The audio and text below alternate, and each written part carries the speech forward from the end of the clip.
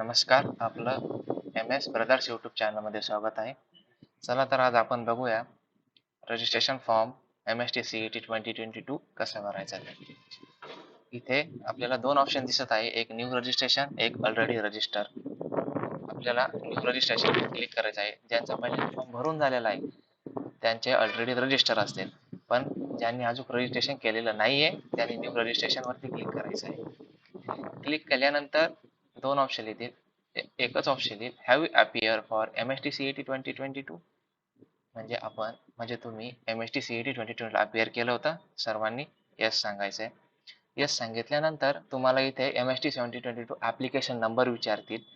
MST CET 2022 roll number विचारतील, तुमचा application number, roll number आणि तुमची डेट ऑफ बर्थ टाकायची. त्यानंतर तुमची पुढची प्रोसेस सुरू. Application number, roll number, date of birth टाकल्याच्या नंतर तुम्हाला तुमचे फिजिक्सचे, केमिस्ट्रीचे, मॅथमॅटिक्सचे मार्क्स डिस्प्ले होतील, टोटल पर्सेंटाइल सुद्धा डिस्प्ले होतील. त्यानंतर हे सर्व इन्स्ट्रक्शन्स एक केअरफुली वाचून घ्यायचे. त्यानंतर I have read all important instruction वरती क्लिक करून सेव्ह अँड प्रोसीड करायचे. त्यानंतर इथं तुमचं पूर्ण नाव, वडिलांचं नाव, आईचं नाव, त्यानंतर इथं जेंडर सिलेक्ट करायची, जेंडर परत कन्फर्म करून घ्यायची. त्यानंतर जन्मतारीख, प्रदेश, तुम्ही कोणत्या रुरल बॅकग्राऊंड थ्रू आहे की अर्बन बॅकग्राऊंड थ्रू आहे ते पण सिलेक्ट करायचे. त्यानंतर तुमचा धर्म, हिंदू, मुस्लिम, ख्रिश्चन वगैरे जो काय असेल तो सिलेक्ट करायचा आहे. अॅन्युअल वार्षिक उत्पन्न म्हणजे तुमचा अॅन्युअल इन्कम किती आहे, वार्षिक उत्पन्न किती आहे ते इथे या ठिकाणी सिलेक्ट करायचे. त्यानंतर तुमची मातृभाषा ती सिलेक्ट करायची आहे. नॅशनॅलिटी इंडियन, ॲड्रेसची लाईन फर्स्ट, लाईन 2 ही कंपल्सरी आहे, लाईन 3 कंपल्सरी नाही आहे, टाकली तरी चालेल, नाही टाकली तरी चालेल. त्यानंतर स्टेट,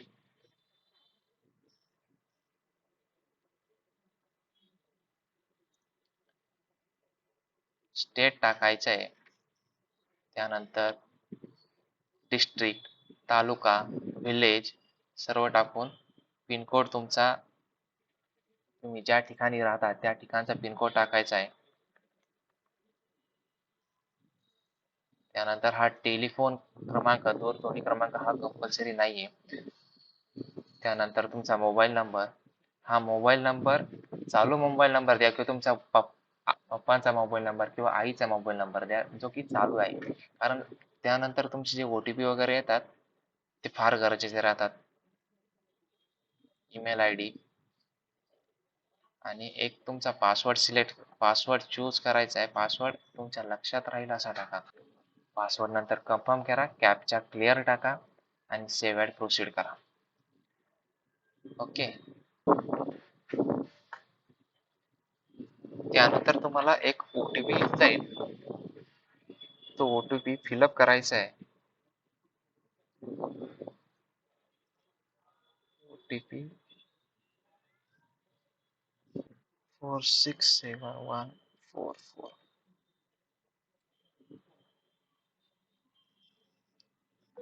ओके. त्यानंतर तुम्हाला एक ऍप्लिकेशन ID येऊन जाईल. तो ऍप्लिकेशन ID नोट डाऊन करून ठेवा, कॉपी पेस्ट करून ठेवा, मोबाईल मध्ये फोटो काढून ठेवा, लक्षात ठेवा. त्यानंतर proceed to complete application form, त्यावर क्लिक केल्याच्या नंतर तुम्हाला इथे ऍप्लिकेशन ID टाकायचा आहे, त्यानंतर पासवर्ड टाकायचा आहे.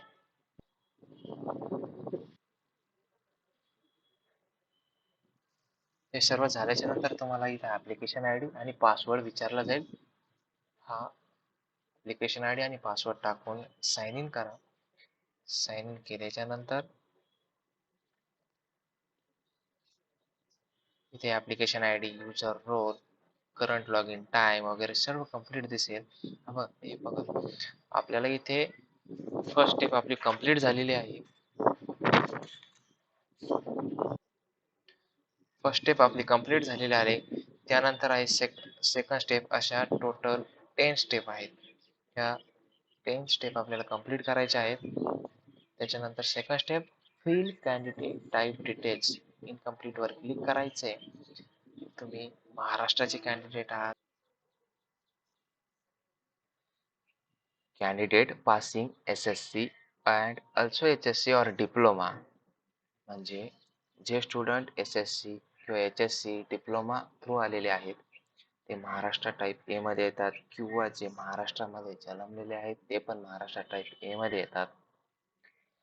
Otherwise Maharashtra type B, a candidate who does not fall in type A but whose father or mother is domiciled in Maharashtra state. Okay, ते स्टुडंट महाराष्ट्र टाईप बी मध्ये येतात. अदर दॅन महाराष्ट्र जे आणि के थ्रू पण खूप सारे मुलं आहेत, त्यांच्यासाठी पण रिझर्व कॅटेगरी असतात. Most of the student Maharashtra type मध्ये महाराष्ट्र टाईप ए मध्ये येऊन जातात.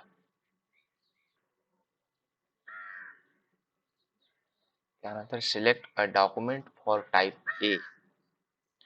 आपण महाराष्ट्र टाईप ए मध्ये येत असल्यामुळे या ठिकाणी तुम्हाला बर्थ सर्टिफिकेट किंवा डोमेसाईल सर्टिफिकेट किंवा स्कूल लिव्हिंग सर्टिफिकेट अपलोड करायचं आहे. तुमच्याकडे जे अवेलेबल असेल ते अपलोड करा. डोमेसाईल सर्टिफिकेटवर क्लिक करतोय मी.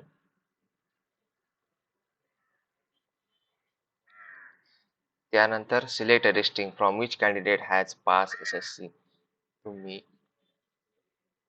ज्या जिल्ह्यामधून तुमचं 10th पास केलेला आहे तो जिल्हा त्यामध्ये फिलअप करा. म्हणजे इथं अहमदनगर जिल्ह्यामधून झालेला आहे, अहमदनगर जिल्हा फिलअप करतोय.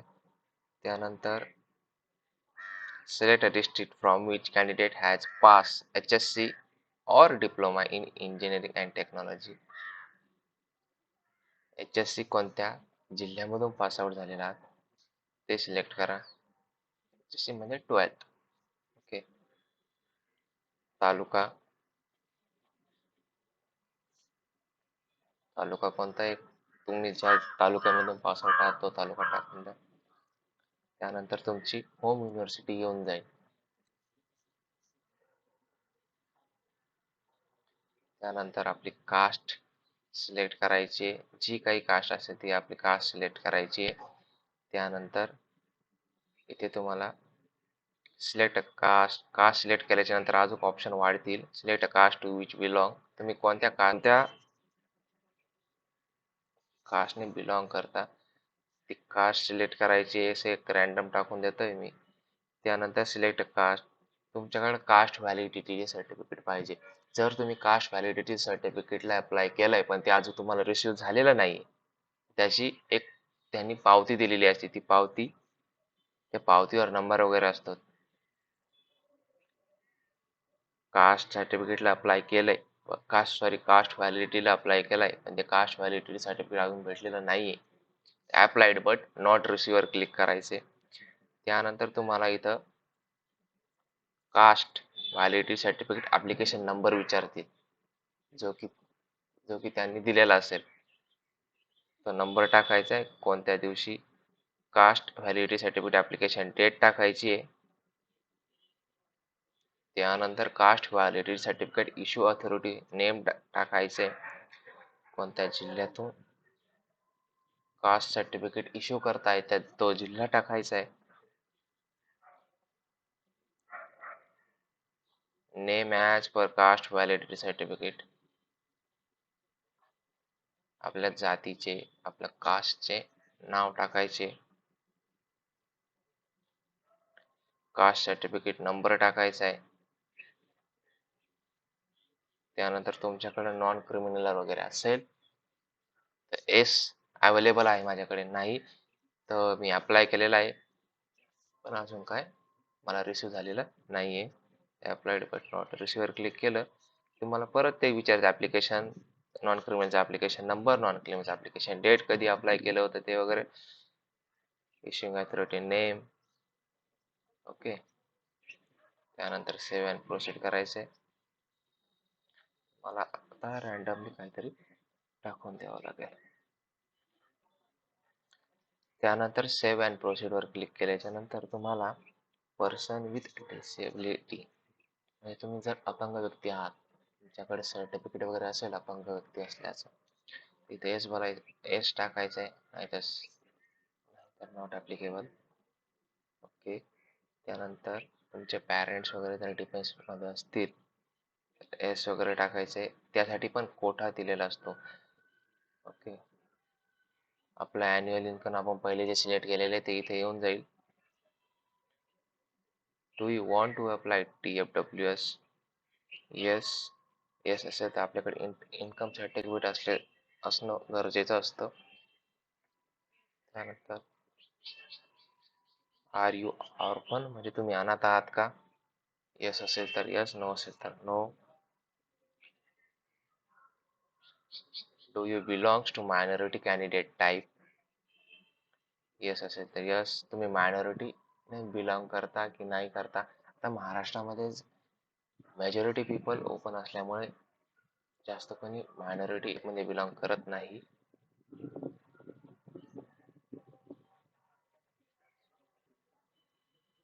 ओके, चालेल.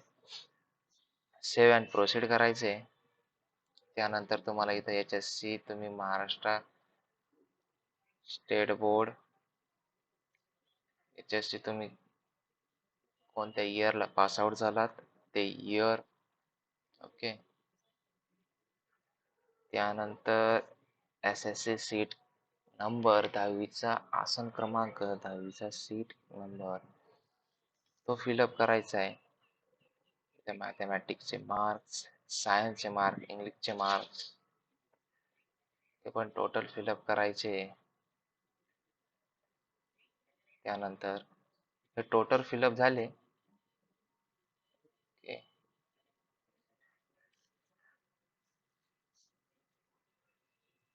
ओके. SSC पासिंग इयर टाकायचे 2019, की जे तुम्ही ज्या इयरला SSC पास आउट झाला ते इयर ते टाकायचे.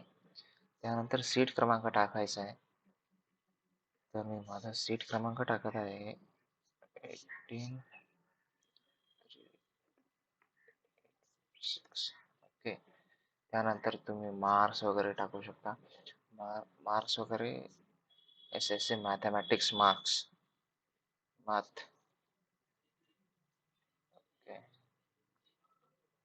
Out of marks 100. त्यानंतर तुम्ही तर खाली क्लिक जरी केलं तरी ते आपोआप पर्सेंटेज येऊन जातील तिथं.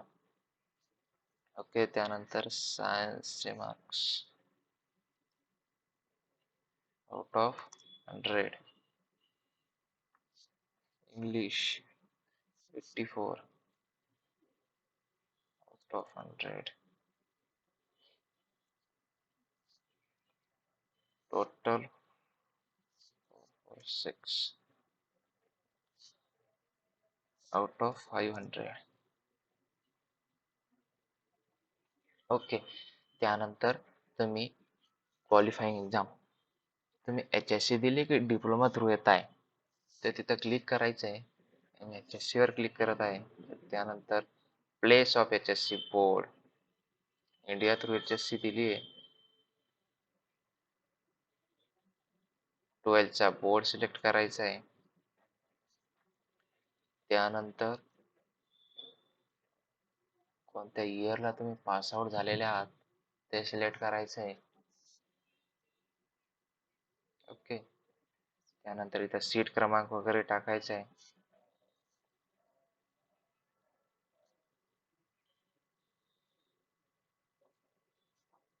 ओके, HSC पासिंग इयर टाकायचं आहे. त्यानंतर सीट क्रमांक टाकायचा आहे. सीट क्रमांक मी माझा टाकतोय P069961. त्यानंतर कॅन्डिडेटचं मदर नेम टाकायचं आहे. इथे एक इन्स्ट्रक्शन येत आहे, please enter mother name as on HSC marksheet. म्हणजे तुमच्या मार्कशीटवर तुमच्या आईचं नाव ज्या प्रकारे दिलेलं आहे त्या प्रकारे फिलअप करा. ओके,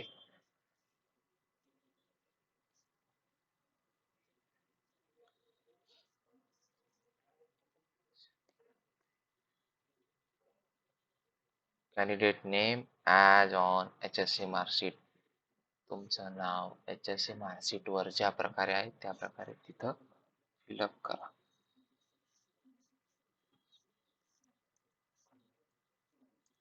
मी माझं नाव टाकतोय.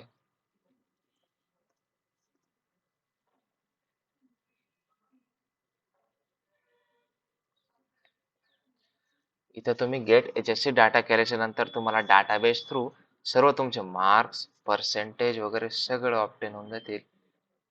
किती मार्क होते, किती आउट ऑफ किती होते, पर्सेंटेज किती आले वगैरे सर्व. ओके, पास आहात की फेल आहात सर्व येऊन जाईल. सेव्ह अँड प्रोसिडर क्लिक करायचे. Have you appear for JEE main 2022 conducted by NTA? जर तुम्ही JEE मेनला अप्लाय केलेला असेल तर यस सांगा, नसल्या केलं तर नो सांगा. JEE मेनला अप्लाय केलेला असेल तर तिथं JEE ॲप्लिकेशन नंबर टाकायचा आहे.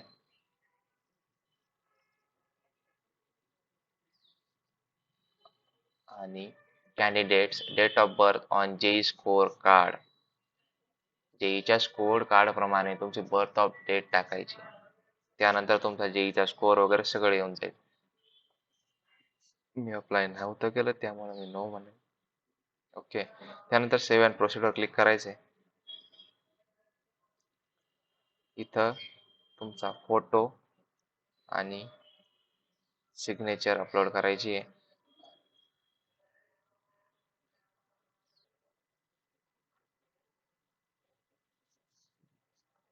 The photograph image should be in JPG, JPEG and PNG format.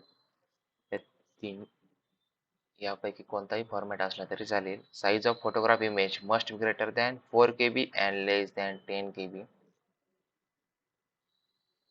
Photograph 4 KB पुढे आणि 10 KB आतमध्ये पाहिजे.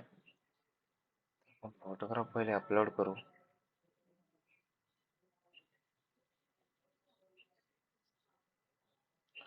Pictures document.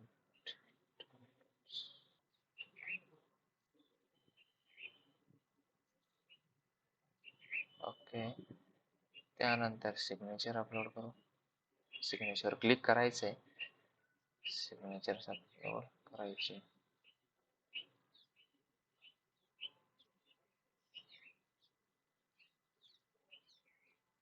अपलोडवर क्लिक करायचंय.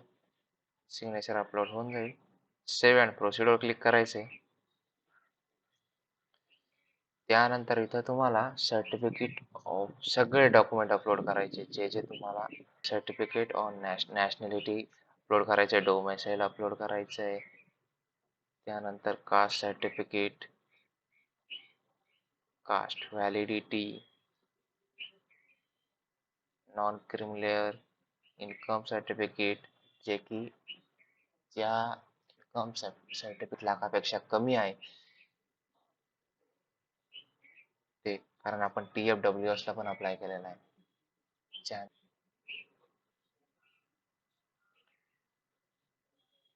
स्टेटमेंट फॉर मार्क्स और certificate passing SSC equivalent examination, SSCचं सर्टिफिकेट, HSCचं सर्टिफिकेट